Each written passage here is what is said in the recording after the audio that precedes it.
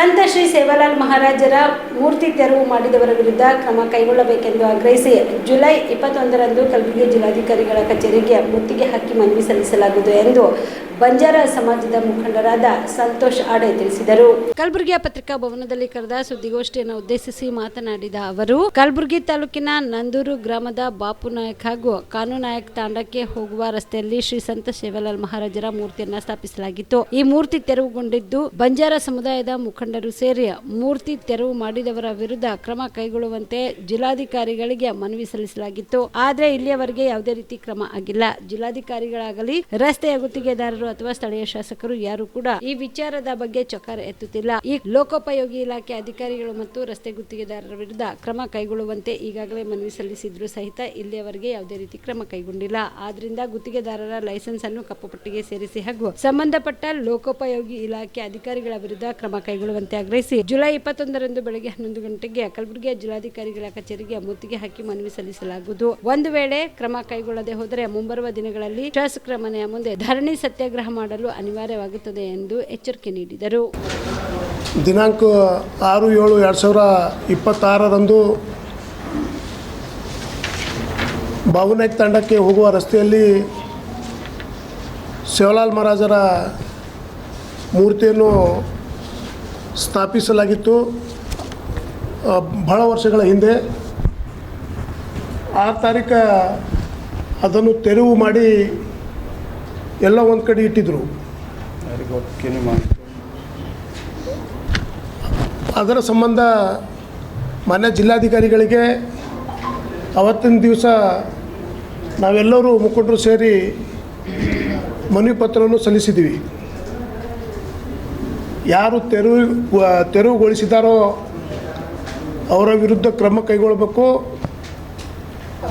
ಅಲ್ಲಿ ರಸ್ತೆ ಕಾಮಗಾರಿ ಚಾಲನೆಯಲ್ಲಿರುವುದರಿಂದ ಏನು ಗುತ್ತಿಗೆದಾರನ್ನು ತೆಗೆದಿದ್ದಾರೋ, ಯಾರೋ ಬೇರೆ ಅನ್ನೋನ್ ಪರ್ಸನ್ ತೆಗೆದಿದ್ದಾರೋ, ಇಲ್ಲ ಕ್ಷೇತ್ರದ ಶಾಸಕರ ಸೂಚನೆ ಮೇರೆಗೆ ತೆಗೆದಿದ್ದಾರೋ ಅನ್ನೋದು ನಮಗೆ ಖಚಿತ ಮಾಹಿತಿ ಇಲ್ಲದರಿಂದ ನಾವು ಜಿಲ್ಲಾಧಿಕಾರಿಗಳಿಗೆ ಮನವಿ ಪತ್ರ ಸಲ್ಲಿಸಿದ್ದೀವಿ. ಒಂದು ವಾರದೊಳಗೆ ತಪ್ಪಿಸ್ಥರ ವಿರುದ್ಧ ಕ್ರಮ ಕೈಗೊಂಡು ಈ ಸೇವಾಲಾಲ್ ಮಹಾರಾಜರ ಮೂರ್ತಿ ಮರುಸ್ಥಾಪನೆ ಮಾಡಿಕೊಡ್ಬೇಕು ಮತ್ತು ಅವರ ವಿರುದ್ಧ ಕ್ರಮ ಕೈಗೊಳ್ಬೇಕಂಥೇಳಿ ಇವತ್ತಿನ ತನಕ ಯಾವುದೇ ಮೂರ್ತಿಯನ್ನು ಸ್ಥಾಪನೆ ಮಾಡಿರುವುದಿಲ್ಲ ಮತ್ತು ಅದರ ಬಗ್ಗೆ ಯಾರು ತೆರವು ಮಾಡಿರ್ತಾರ ಅವರ ವಿರುದ್ಧ ಕ್ರಮವೂ ಕೈಗೊಂಡಿರೋದಿಲ್ಲ.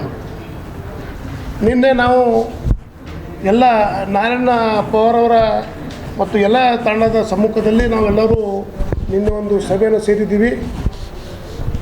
ಇವರು ಮಾಡಿರುವಂಥ ಕೆಲಸಕ್ಕೆ ಯಾರು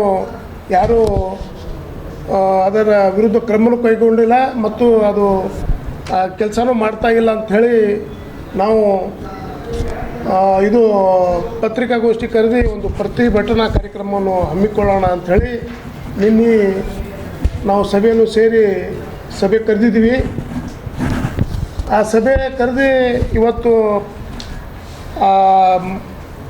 ಪತ್ರಿಕಾ ಭವನವನ್ನು ಬುಕ್ ಮಾಡಿ ಇವತ್ತು ಪತ್ರಿಕಾ ಗೋಷ್ಠಿಯನ್ನು ಮಾಡಬೇಕಾಗಿತ್ತು. ಮಾಡಮಂತ ಹೇಳಿ ಬರಬೇಕಾದ್ರು ಇದರಲ್ಲಿಂತ ಅಲ್ಲಿ ನಾವು ಇಲ್ಲಿ ಬಂದಿದ್ವಿ. ಅವ್ರು ಯಾರು ತೆಗ್ದಾರೋ ಅವ್ರು ಬಂದಲ್ಲಿ ಮತ್ತೆ ಮರುಸ್ಥಾಪನೆ ಮಾಡಿದ್ದಾರೆ. ಇವತ್ತು ನಾವೇನು ಸಮಯ ಕೊಟ್ಟಿದ್ದೀವಿ, ಯಾರ ವಿರುದ್ಧ ಯಾರು ಮಾಡಿದ್ದಾರೆ ಅವ್ರ ವಿರುದ್ಧ ಕ್ರಮ ಕೈಗೊಳ್ಬೇಕಂಥೇಳಿ.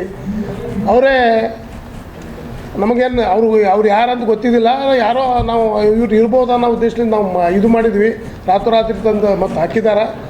ಯಾರು ಮಾಡಿದಾರ, ಯಾರು ಅವಮಾನ ಮಾಡಿದಾರ,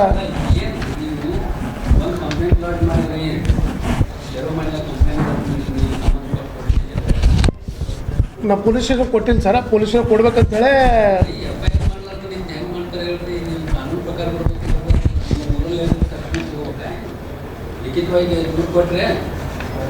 ಲಿಖಿತವಾಗಿ ಜಿಲ್ಲಾಧಿಕಾರಿಗಳು ಕೊಟ್ಟಿವಿ ಸರ್.